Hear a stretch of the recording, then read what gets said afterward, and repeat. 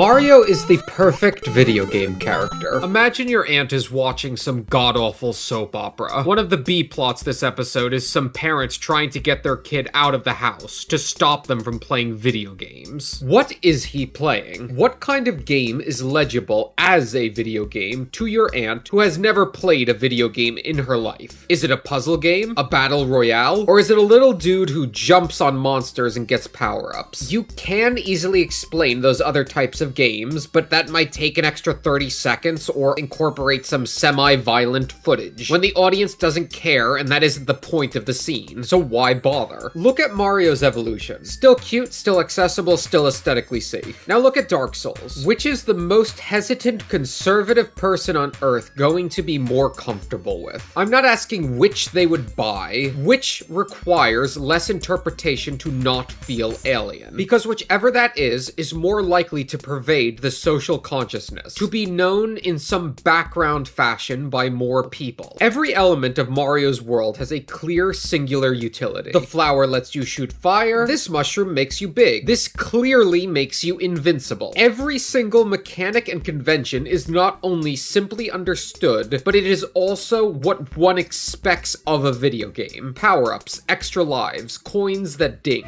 Nintendo's game philosophy since the 80s has been design first and legible mechanics. Everything has a distinct ability, command, and color. Did Mario's design inform us of what the typical video game character should be? Or did Nintendo just happen to hit the generic form of a medium that did not yet exist first try? Early Mario is inseparable from hardware constraints, arcade design philosophy, necessity of immediate readability under time pressure, making sense of the game state in the 5 or so minutes a quarter would buy you. Option A, Mario defined expectations, later games inherit its grammar. Option B, Mario hit a natural equilibrium point, any early successful games would tend toward similar clarity. Option C, hardware constraints plus human cognition leads to a narrow, viable design space, and Mario occupies the most stable point in that space. Nintendo didn't invent it arbitrarily, they found and refined it early. Development is not a chicken before the egg. Chicken and egg evolved as a feedback loop. So too do all systems, especially game development, which makes Mario predictable. What's interesting is how pure and early he is. Even if convergence is expected, clean convergence is not guaranteed. He doesn't have the clutter of Sonic, nor the grittiness of Falcon, nor the very specific theme of Mega Man. He is a heavily identifiable, generic-feeling video game icon. He sits at the center of a design space that later works to find themselves against.